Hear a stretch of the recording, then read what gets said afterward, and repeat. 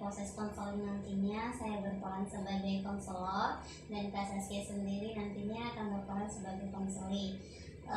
Ya, Kak Saskia, kalau boleh tahu Kak Saskia datang kemari itu dengan sendiri. Sendiri ya Kak. Kak Saskia sendiri mengetahui info tentang konseling ini dari Kemarin saya dapat saran dari teman kalau saya disuruh datang ke tempat konseling ini. Berarti Kak Saskia tahu mengenai tentang konseling itu sendiri dari teman Kak Saskia ya, berdasarkan saran ya. Kak Saskia sebelumnya sudah pernah mengikuti proses konseling? Berarti ini pertama kalinya Kak Saskia mengikuti proses konseling ya.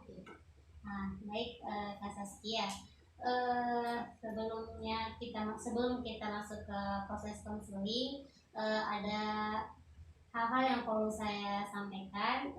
Yang pertama itu mengenai asas yang akan kita gunakan selama proses konseling nantinya, di mana di antaranya itu ada asas keterbukaan, yaitu Kak Saskia nantinya sebagai konseling harus secara terbuka menceritakan semua hal atau hal-hal yang mengganggu dan hal-hal yang Kak Saskia rasakan kepada saya nantinya, dan kemudian saya sebagai konselor juga harus terbuka menanggapi hal-hal yang telah Kak Saskia sampaikan nantinya.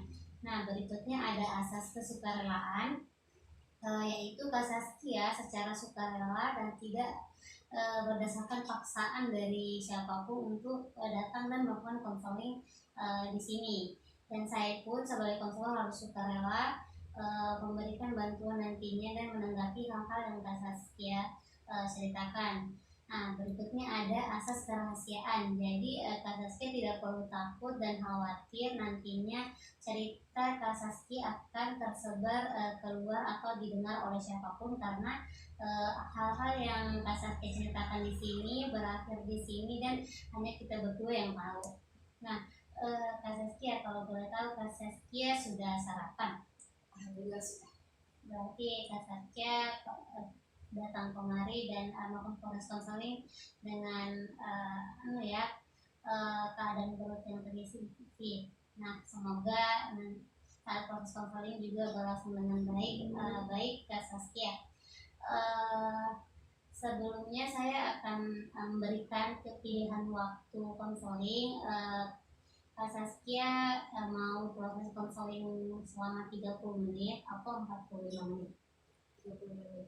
Baik, Kak Saskia memilih 30 menit ya. Baik Kak Saskia, kalau begitu saya silakan Kak Saskia menceritakan hal-hal yang Kak Saskia. Jadi begini Kak, saya kan sekarang sibuk kuliah. Nah, akhir-akhir ini saya merasa jengkel sama dosen saya karena kayak tugas yang dia kasih itu kayak, kan kemarin dia barusan kasih satu tugas, nah kemudian dia masuk dia kasih lagi tugas begitu. Jadi saya pusing dan dia seakan-akan dosen saya itu tidak memikirkan perasaan kami sebagai mahasiswanya, karena bukan hanya kami hanya dia yang kasih tugas, banyak juga dosen lain di mata kuliah lain banyak tugas juga. Mungkin dia tidak kepikiran sampai ke situ, makanya saya jengkel dia berikan tugas banyak begitu untuk kami. Iya, berarti Kak Saskia menganggap dosennya Kak Saskia ini tidak memahami perasaannya Kak Saskia dengan terus memberikan tugas dan tugas yang banyak. Kemudian Kak Saskia berpikir dosen ini Kak Saskia berpikir dosen ini hanya mau dimengerti dan tidak mau mengerti perasaan mahasiswanya. Nah, dari Kak Saskia sendiri jika tugasnya sudah terlalu banyak dan menumpuk seperti itu, apa yang Kak Saskia lakukan dan bagaimana tanggapan Kak Saskia? Kan kayak kan pas tugas banyak begitu, jadi saya pusing, saya mau kerja yang mana dulu. Kayak lama-lama saya stres, kayak bingung dan bagaimana caranya, saya juga pengen istirahat tapi tugas menumpuk mau ditinggalkan. Cuma saya pikir nanti nilaiku jelek, cuman ya saking banyak itu saya bingung, lama-lama saya jadi stres, pusing, saya membuat apa gitu. Nah, itu saat pemberian tugas itu jaraknya cukup jauh atau bagaimana? Dari tugas yang pertama kemudian ada tugas berikutnya itu jaraknya ada waktu yang lama atau bagaimana? Sebenarnya sih lumayan lama, kayak tugas waktu dikasihnya diberikan itu minggu kemarin, nah terus tugas yang kedua itu diberikannya minggu ini, cuman yang satu kemarin deadline-nya nanti 2 minggu ke depan gitu. Iya. Itu Kak Saskia jika tugasnya sudah menumpuk begitu, Kak Saskia mengerjakan tugasnya memang nanti dekat deadline atau jauh sebelum hari pengumpulan Kak Saskia sudah mengerjakan tugas? Mungkin karena sudah kebiasaan gitu Kak, saya mengerjakan tugas itu nanti pas H-2 atau H-1 deadline begitu. Jadi kalau Kak Saskia mengerjakan tugas H-1 deadline begitu, apakah semua tugas-tugas yang menumpuk itu terselesaikan atau hanya ada beberapa yang terselesaikan? Pas saya mengerjakan tugasnya H-1, H-2 itu mungkin hanya satu tugas yang sempat saya selesaikan, kan situ saya sudah pusing. Nah, kalau Kak Saskia mengerjakan tugas sebelum 1 hari sebelum hari pengumpulan itu, eh, bagaimana dengan kondisi tubuhnya Kak Saskia sendiri? Apakah kondisi tubuh Kak Saskia sendiri itu sudah menerima hal itu karena sudah jadi kebiasaan atau ada dampak yang diakibatkan ke tubuhnya Kak Saskia? Nah, kalau kemarin-kemarinnya itu masih ya biasa-biasa saja sih, cuman pas yang kemarin itu saya jadi pas mengerjakan tugas itu saking banyaknya mungkin pas besoknya saya langsung drop. Nah itu kalau boleh tahu Kak Saskia drop itu karena Kak Saskia meninggalkan makan atau kenapa?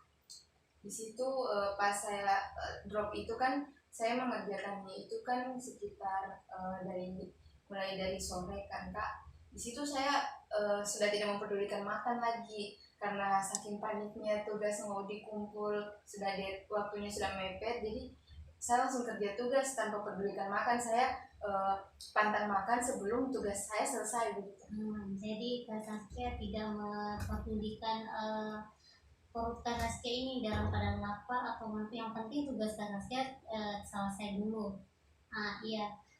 Jadi karena Kak Saskia memikirkan tugas yang belum selesai yang mau dikumpul besok, jadi Kak Saskia melupakan waktu makan, jadinya Kak Saskia jadi sakit gitu. Iya.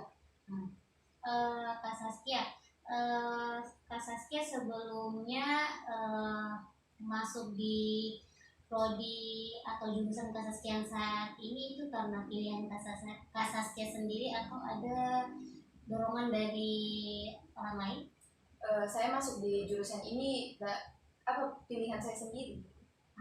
Tentunya kalau Kak Saskia berdasarkan pilihan Kak Saskia sendiri, berarti Kak Saskia punya harapan atau tujuan yang jelas ke depannya nantinya jika sudah lulus dari prodi ini? Iya. Nah, iya. Menurut Kak Saskia, apakah perilakunya Kak Saskia yang suka menunda-nunda mengerjakan tugas dan memilih mengerjakannya di 1 hari sebelum pengumpulan sehingga mengakibatkan dampak yang tidak baik ke tubuhnya Kak Saskia, apakah itu apakah itu akan membantu Kak Saskia mewujudkan cita-cita atau goals atau tujuan Kak Saskia yang sudah Kak Saskia harapkan di prodinya Kak Saskia nantinya?